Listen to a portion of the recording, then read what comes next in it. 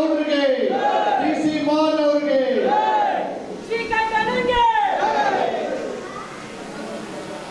ನಾವು ಈ ಪಕ್ಷಕ್ಕೆ ಬಂದ ಮೇಲೆ ನಾವು ಯಾರು ಕೂಡ ನಮ್ಮ ಪಕ್ಷದಲ್ಲಿ ಹೇಳ್ಕೊಂಡಿರ್ತಕ್ಕಂಥದ್ದು ಏನು ಅಂತಂದ್ರೆ ಮೊದಲು ದೇಶ, ಆಮೇಲೆ ಪಕ್ಷ, ಆಮೇಲೆ ವೈಯಕ್ತಿಕ.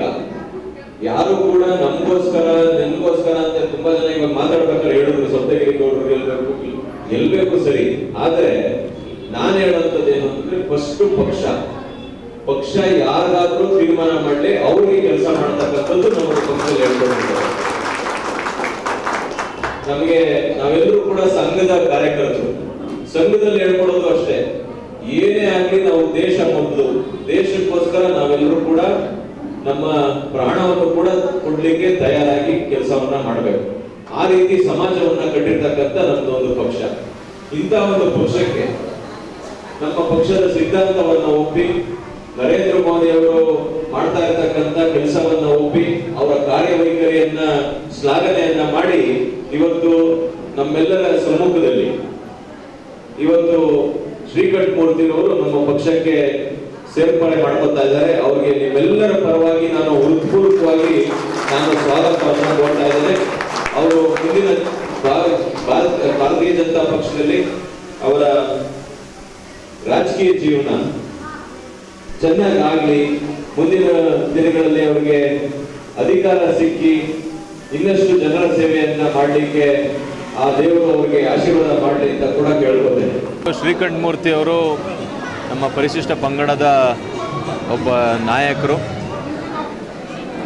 ಪಕ್ಷದ ಸಿದ್ಧಾಂತವನ್ನು ಒಪ್ಪಿ ಅವರು ಸಮಾಜಮುಖಿ ಹಲವಾರು ಕಾರ್ಯಕ್ರಮಗಳನ್ನು ಮುಂಚೆ ಮಾಡ್ತಾ ಇದ್ದವರು.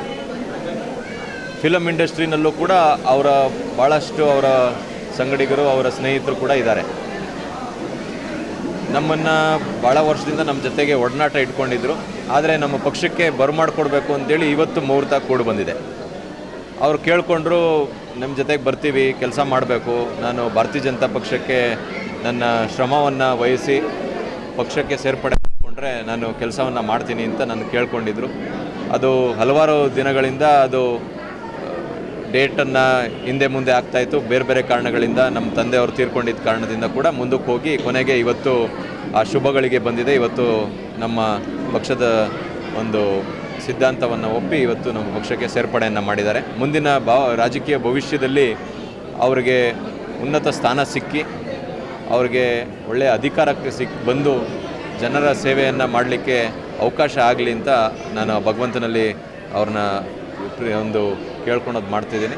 ಮತ್ತು ಪಕ್ಷದ ಎಲ್ಲ ಒಂದು ಕಟ್ಟುನಿಟ್ಟಿನ ಎಲ್ಲ ಪದ್ಧತಿಗಳು ಕೂಡ ಅವರು ನೋಡಿಕೊಂಡು ಮುಂದಿನ ದಿನಗಳಲ್ಲಿ ಹೇಗೆ ನಡೆಸ್ಕೊಂಡು ಹೋಗಬೇಕು ಅಂತೇಳಿ ನಮ್ಮ ಜಿಲ್ಲಾ ಅಧ್ಯಕ್ಷರಾಗಿರ್ತಕ್ಕಂಥ ಗಿರೀಶ್ರವರು ಮತ್ತು ಮಂಡಲ ಅಧ್ಯಕ್ಷರಾಗಿರ್ತಕ್ಕಂಥ ನಮ್ಮ ಕರ್ಣಕರ್ ಯಾದವ್ ಅವರವರು, ಭಾಳಷ್ಟು ಜನ ಹಿರಿಯರಿದ್ದಾರೆ, BTS ನಾಗರಾಜ್ ಅವರು ಇದ್ದಾರೆ, ಎಲ್ಲರೂ ಇದ್ದಾರೆ. ಅವರೆಲ್ಲರ ಒಂದು ಸಮ್ಮುಖದಲ್ಲಿ ಇವತ್ತು ಸೇರಿಕೊಂಡಿದ್ದಾರೆ. ಮುಂದಿನ ದಿನಗಳಲ್ಲಿ ಪಕ್ಷಕ್ಕೆ ಒಂದು ಒಳ್ಳೆಯ ಹೆಸರನ್ನು ತರ್ತಕ್ಕಂಥ ಕೆಲಸವನ್ನು ನಾನು ಮಾಡ್ತೀನಿ ಅಂತ ಹೇಳಿದ್ದಾರೆ. ಅದೇ ರೀತಿ ಅವರು ಮುಂದುವರಿಲಿ ಅಂತ ನಾನು ಆಶಿಸ್ತೀನಿ. ಮುಂಚೆಯಿಂದನೂ ಕೂಡ ಕಾಂಗ್ರೆಸ್ಸು ಯಾವತ್ತೂ ಕೂಡ ನೇರವಾಗಿ ಚುನಾವಣೆಯಲ್ಲಿ ಗೆದ್ದೇ ಇಲ್ಲ. ಯಾವಾಗೂ ಕೂಡ ಜನಕ್ಕೆ ಅವರು ಜನರ ಒಂದು ಮನೋಭಾವವನ್ನು ದುರುಪಯೋಗಪಡಿಸ್ಕೊಂಡು ಅವರಿಗೆ ಸುಳ್ಳನ್ನು ಹೇಳಿ, ನಿಮಗೆಲ್ಲರೂ ಕೂಡ ನೋಡಿದ್ದೀರಾ, ಕರೆಂಟ್ ಫ್ರೀ, ನಿಮ್ಮೆಲ್ರಿಗೂ ಎಲ್ಲ ಹೆಣ್ಮಕ್ಳಿಗೂ 2000 ರೂಪಾಯಿ ಫ್ರೀ, ಎಲ್ರಿಗೂ ಕೂಡ ಬಸ್ ಫ್ರೀ ಅಂತ ಹೇಳಿದ್ರು. ಯಾರಿಗೂ ಕೂಡ ಮುಂಚೆ ಕಂಡೀಷನ್ಗಳ ಬಗ್ಗೆ ಒಂದು ಚಕಾರ ಕೂಡ ಎತ್ತಿರಲಿಲ್ಲ. ಚುನಾವಣೆ ಗೆದ್ದ ನಂತರ ಅವರೆಲ್ಲ ಬದಲಾವಣೆ ಆಗೋಯ್ತು, ಎಲ್ಲ ಬಣ್ಣಗಳು ಈಚೆಗಡೆ ಬಂತು.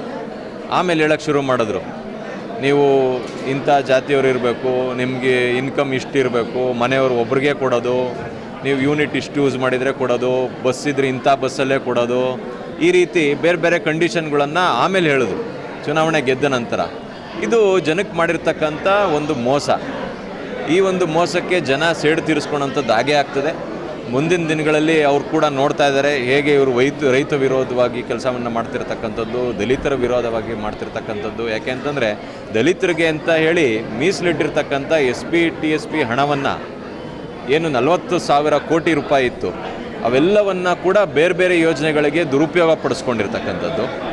ಆಮೇಲೆ ವಾಲ್ಮೀಕಿ ನಿಗಮದ ಹಣವನ್ನು 183 ಕೋಟಿ ಹಣವನ್ನು ಅದನ್ನು ಕೂಡ ಇವರು ಬೇರೆ ಕಡೆಗೆ ಸಾಗಿಸಿ ಅದರಲ್ಲೂ ಕೂಡ ಸಿಕ್ಕಿಬಿದ್ದು ಅವರ ಸಚಿವರೇ ರಾಜೀನಾಮೆ ಕೊಡ್ತಕ್ಕಂಥ ಪರಿಸ್ಥಿತಿ ಕೂಡ ಬಂದಿರತಕ್ಕಂಥದ್ದಿದೆ.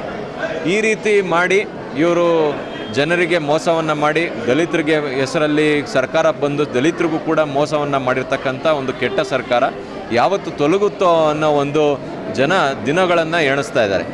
ಮುಂದಿನ ಚುನಾವಣೆಗೆ ಇವರು ಎಲ್ಲರೂ ಕೂಡ ಕಾಂಗ್ರೆಸ್ಗೆ ಒಂದು ತಕ್ಕ ಶಾಸ್ತಿಯನ್ನು ಕಲಿಸಿ ರಾಜ್ಯದಲ್ಲಿ ಭಾರತೀಯ ಜನತಾ ಪಕ್ಷದ ಒಂದು ಅಧಿಕಾರವನ್ನು ಭಾರತೀಯ ಜನತಾ ಪಕ್ಷ ಮತ್ತು ನಮ್ಮ NDA ಪಾರ್ಟ್ನರ್ ಆಗಿರ್ತಕ್ಕಂಥ JDS ಇಬ್ಬರ ನೇತೃತ್ವದ ಒಂದು ರಾಜ್ಯದಲ್ಲಿ ಒಂದು ಸರ್ಕಾರವನ್ನು ನಾವು ಮಾಡ್ತೇವೆ.